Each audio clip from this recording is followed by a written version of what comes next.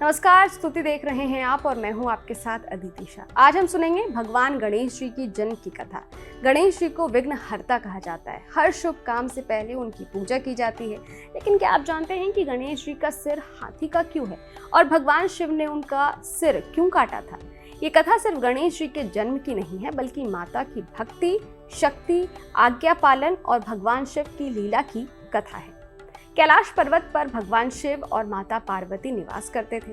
एक दिन माता पार्वती स्नान करने जा रही थी। उन्होंने देखा कि कुटिया के द्वार पर कोई पहरा देने वाला नहीं है। माता पार्वती ने अपने शरीर के उपटन से एक बालक की रचना की, फिर उसमें प्राण फूके। वो बालक अत्यंत सुंदर और तेजस्वी था। माता पार्वती ने उसे अपना पुत्र माना और कहा, बेटा, मैं स्नान करने जा रही हूँ, जब तक मैं बाहर ना आऊं किसी को अंदर मत आने देना। बालक ने माता की आज्ञा स्वीकार की। वो द्वार पर खड़ा हो गया। कुछ देर बाद भगवान शिव वहां आए। वे अंदर जाना चाहते थे, लेकिन बालक ने उन्हें रोक दिया। भगवान शिव ने कहा, बालक, मुझे अंदर जाने दो, ये मेरा घर है।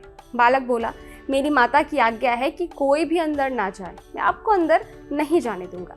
भगवान शिव ने उसे समझाया, लेकिन बालक अपनी जगह अटक रहा। शिव गण भी आए, लेकिन बालक ने किसी को अंदर आने नहीं दिया। उसने सभी को परास्त कर दिया। अब भगवान शिव को क्रोध आ गया। उन्होंने अपने त्रिशूल से उस बालक का सिर काट दिया।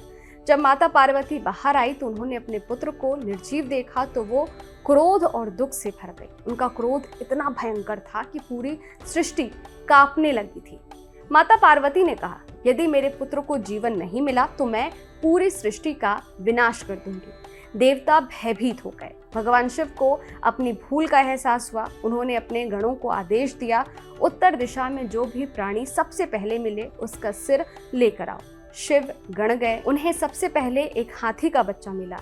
वे उसका सिर लेकर आए। भगवान शिव ने उस हाथी के सिर को बालक के शरीर पर स्थापित किया और उसमें प्राण फूंक दिए। बालक जीवित हो गया। माता पार्वती का दुख दूर हुआ। उन्होंने अपने पुत्र को हृदय से लगा लिया।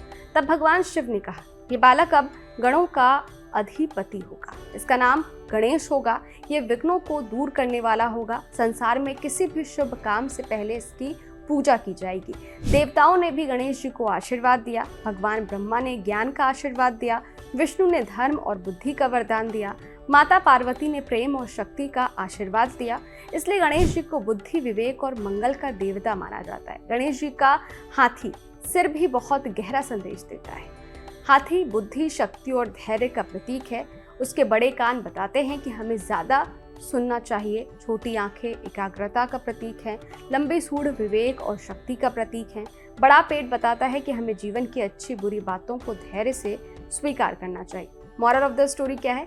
इस कथा से हमें सीख मिलती है कि माता पिता की आज्ञा का पालन बहुत बड़ा धर्म है। गणेश जी ने माता की आज्ञा निभाने के लिए भगवान शिव तक को रोक दिया, इसलिए वे आज्ञाकारी, बुद्धि और शक्ति के प्रतीक हैं।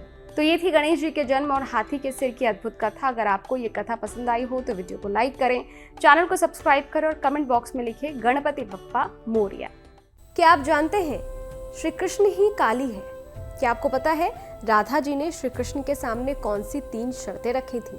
क्या आप जानते हैं कि द्रौपदी पिछले जन्म में कौन थी और उन्हें 5 पति कैसे मिले? स्तुति चैनल पर सोमवार से शुक्रवार हम लेकर आ रहे हैं ऐसी ही पौराणिक और रहस्यमय कहानियों की खास सीरीज, जहां हर कहानी में छिपा है धर्म, रहस्य और जीवन का गहरा सच। तो अभी स्तुति चैनल को सब्सक्राइब कीजिए और इस अद्भुत सफर का हिस्सा बनिए।